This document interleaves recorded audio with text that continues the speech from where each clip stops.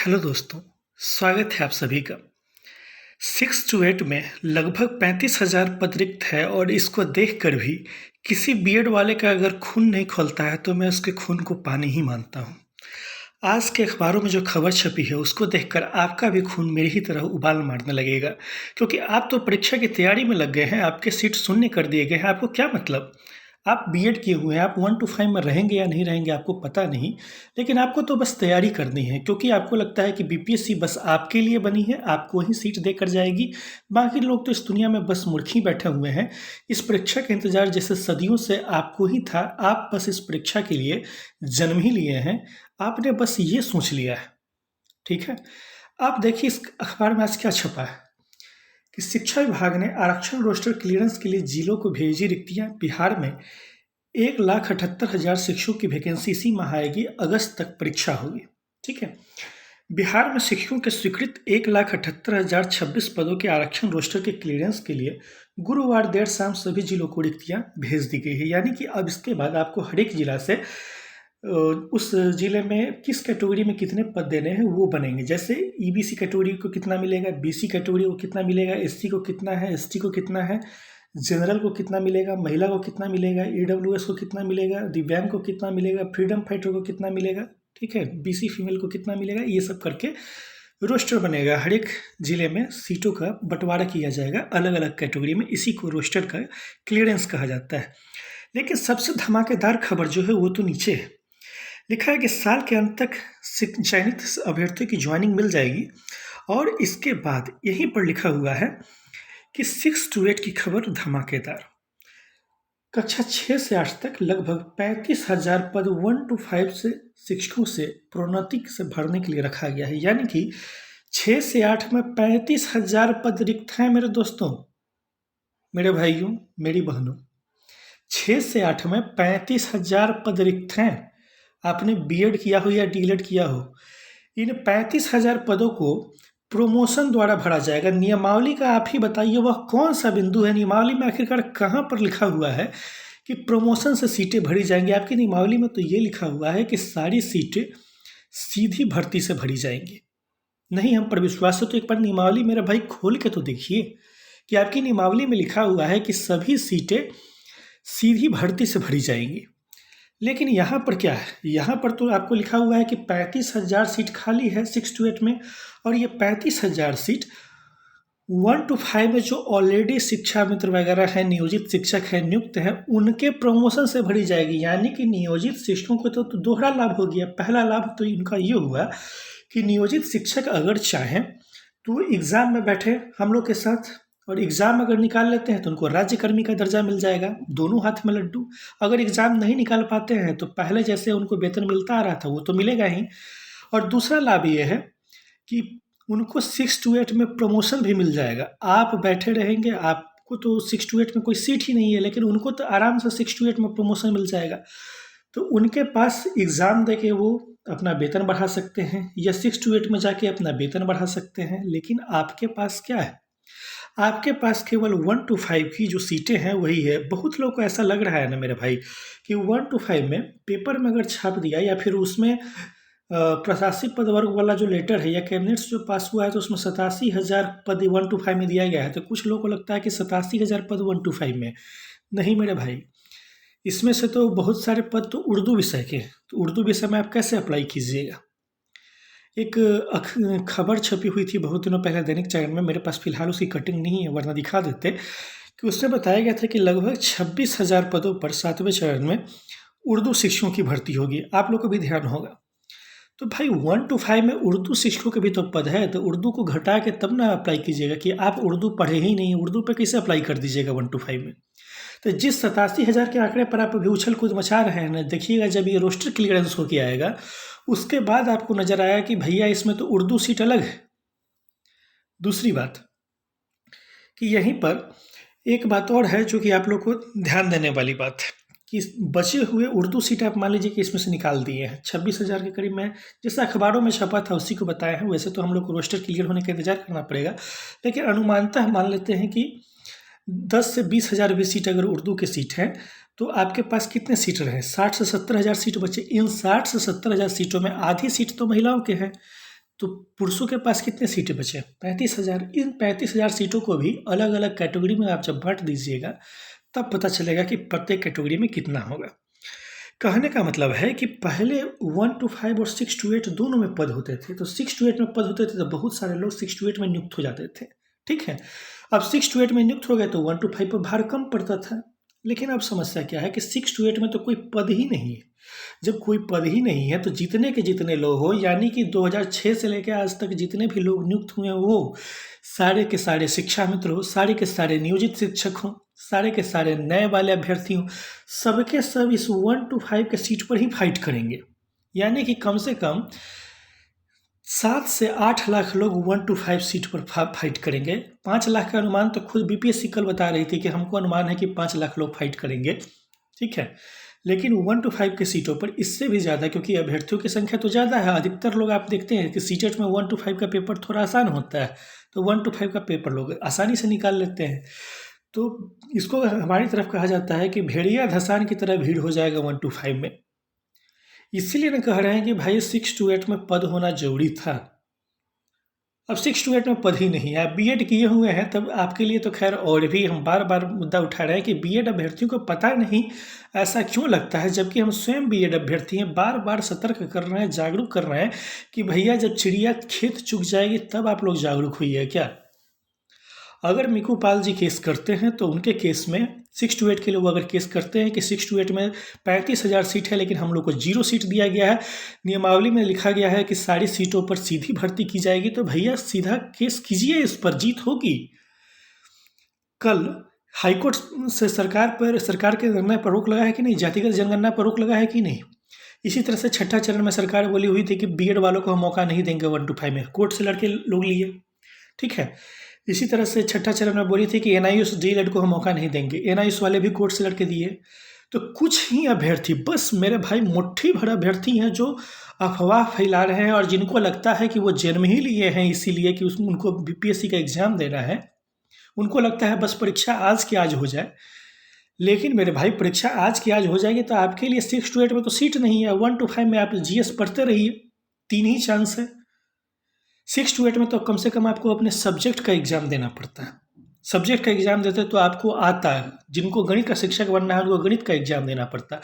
अभी तो 6 to 8 में सीट ही नहीं है, 35,000 सीट खाली है और सीट नहीं है, तो आप कहाँ पर अप्लाई कीजिएगा, कब खून खोलेगा।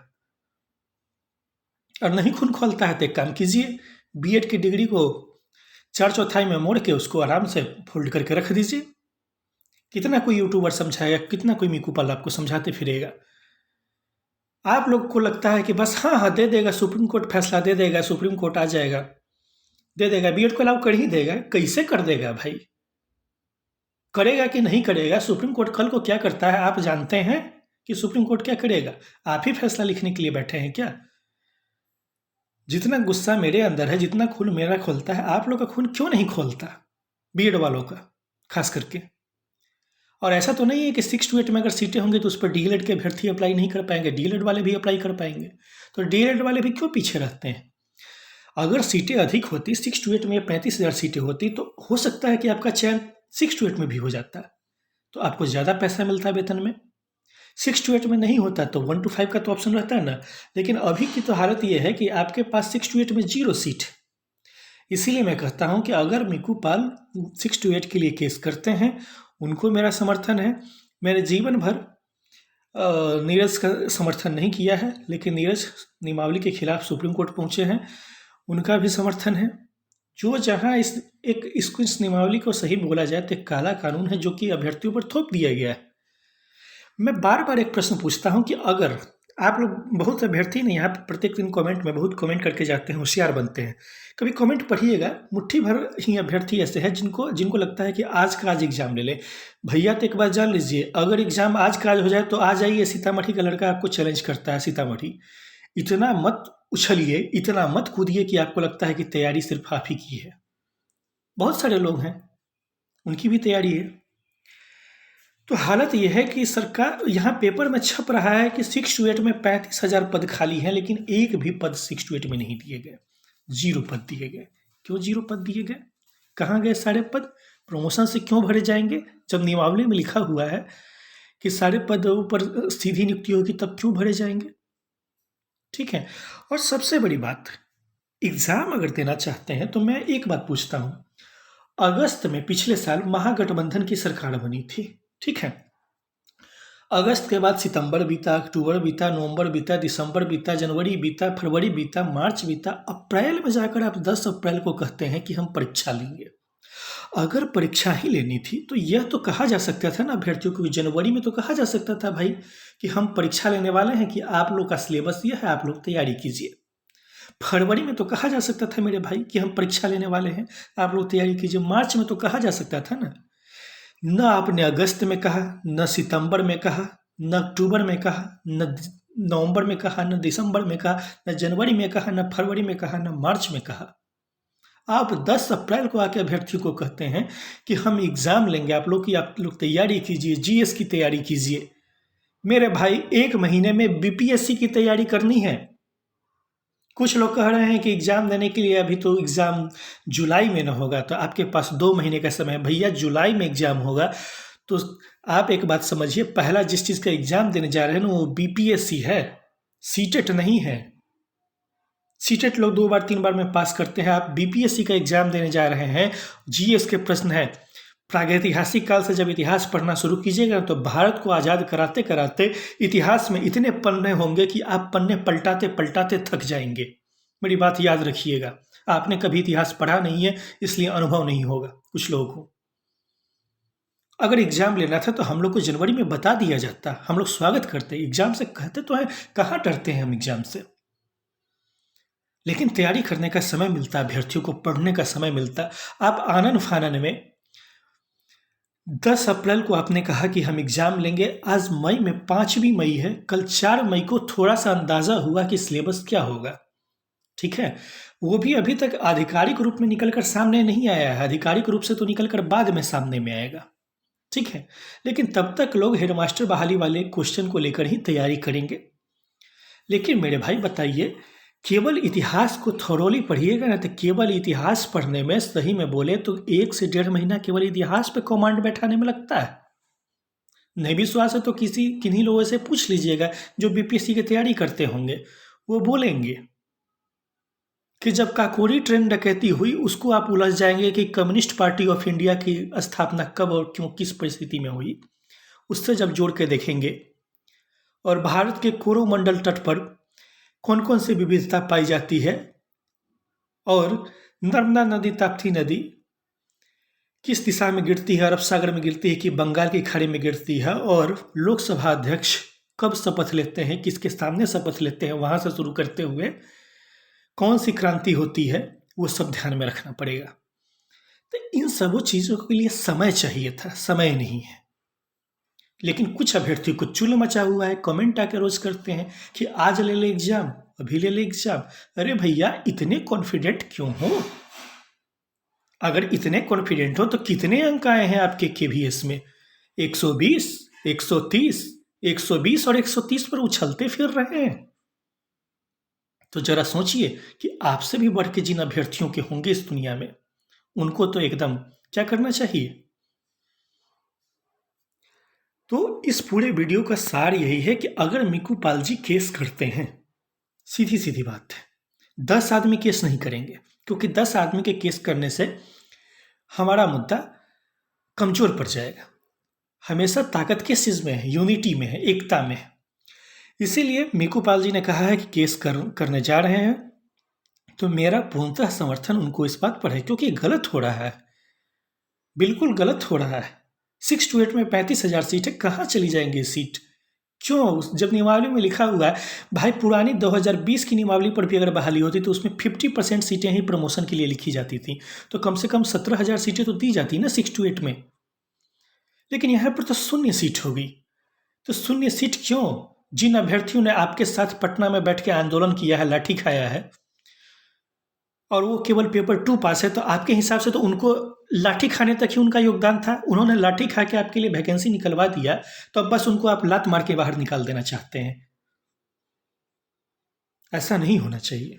तो मिकू पाल जी अगर केस करते हैं तो उनके केस को हमारा पूर्णतः समर्थन है। मैं स्वयं चंदा दूंगा उस केस में, आप लोग के सामने चंदा देंगे, ठीक है। लेकिन मिकू पाल जी पहल करें, पूरे बिहार से उनका समर्थन रहेगा, अलग अलग कोई भी अभ्यर्थी केस नहीं करे, एक ही बार केस होगा ताकि मजबूत केस बने और केस मुद्दों पर लड़े, फालतू के मुद्दे पे मत लड़िए। कल कोई अभ्यर्थी कह रहे थे कि सिलेबस सरकार ऐसा बना दी है, इस पर केस ले लिया। नहीं नहीं मेरे भाई, ऐसी गलती मत कीजिएगा कि सिलेबस के मुद्दे पर जाके हाईकोर्ट में लड़िएगा। किसी भी सरकार को आप यह निर्देश नहीं दे सकते, या किसी भी हाईकोर्ट में या सुप्रीम कोर्ट में इस बात पर आप केस नहीं लड़ सकते कि आपने सिलेबस ऐसा क्यों बनवाया। ठीक है, कि आप हमको जीएस पढ़ने पर क्यों मजबूर कर रहे हैं, आप हमको गणित पढ़ने पर क्यों मजबूर कर रहे हैं। आप ये नहीं कर सकते। ऐसा इसलिए नहीं कर सकते क्योंकि ये सरकार का पॉलिसी मैटर है। सरकार जो चाहेगी उस चीज़ का एग्जाम लेगी। अगर आपको नौकरी चाहिए तो आप बैठिए, इस बिंदु पर मत लड़िएगा, कोर्ट में जज भगा देगा। और आपको अपना केस कमजोर नहीं करना है, आपको लड़ना किन किन बिंदुओं पर, 4 बिंदु देते हैं। 4 बिंदु पर जो लड़ गया इस बिहार में, केस जीत के नहीं जाए तो मेरा नाम कहिएगा। पहला बिंदु सर्वप्रथम है कि 6 to 8 में 0 सीटें क्यों हुई। जब लिखा हुआ है कि सारी सीटें प्रमोशन से भरी जाए, जब लिखा हुआ है नियमावली 2023 में कि सारी सीटें सीधी भर्ती से भरी जाएंगी, तो 6 to 8 में 0 सीटें क्यों हैं। ठीक है, अधिकतम भी भरा जाता तो 50% आप सीट रिजर्व रख सकते थे, लेकिन आपने तो 0 कर दिया सीटों की संख्या। दूसरा, अगर जो एसटीईटी की परीक्षा हुई थी, एसटीईटी की परीक्षा में एक ही विज्ञापन से फिजिकल टीचर की बहाली हो गई। फिजिकल टीचर यानी कि स्वास्थ्य अनुदेशक, इनका वैकेंसी और जो नॉर्मल टीचर होते हैं इनका वैकेंसी, भाई मेरे एक ही वैकेंसी में फिजिकल टीचर का भी वैकेंसी निकला था। उसी वैकेंसी में हिंदी के शिक्षक, गणित के शिक्षक, विज्ञान के शिक्षक, सामाजिक विज्ञान के शिक्षक, सबकी वैकेंसी निकली हुई थी। ठीक है, उसी वैकेंसी में आधे की बहाली सरकार ने 1 साल पहले करवा दी। एग्जाम भी दोनों का साथ में हुआ था। आधे की बहाली 1 साल पहले करवा दी, उनको वेतन वगैरह भी 1 साल से दे रहे हैं, और आधे लोगों को कह रहे हैं कि अब आप बीपीएससी से एग्जाम दीजिए। अरे भाई, ऐसा कैसे हो सकता है कि आधे लोगों को आप कह रहे हैं कि एग्जाम दीजिए और उसी विज्ञापन से आधे लोगों को नौकरी दे दिए। तो क्या एक ही परीक्षा में, मतलब एक ही विज्ञापन में 2 बार नियम बदलता है? ऐसा कभी भी नहीं होता है, हो ही नहीं सकता है। कोई आदमी इसको हाई कोर्ट में या सुप्रीम कोर्ट में इस मुद्दे को उठाइए, ठीक है, या फिर जहां भी कर रहे हैं एक साथ सारे बिंदु को टैग करवाइए, उसके बाद देखिए कि क्या मजा आता है। तो फिलहाल तो भी स्पष्ट रूप से ये दोनों पॉइंट नज़र में आ रहे हैं।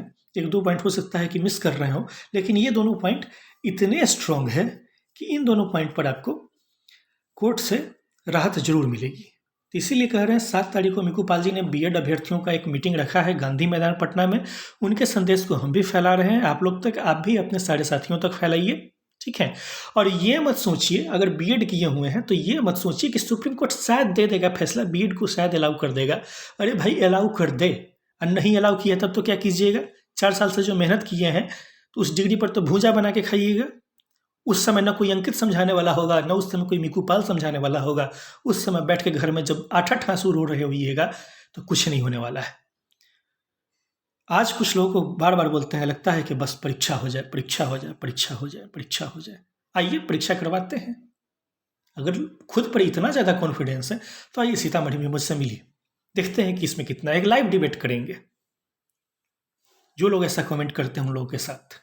तो फिलहाल के लिए इतना ही, फिर नेक्स्ट वीडियो में कुछ और भी अच्छी जानकारी के साथ मिलते हैं आपसे।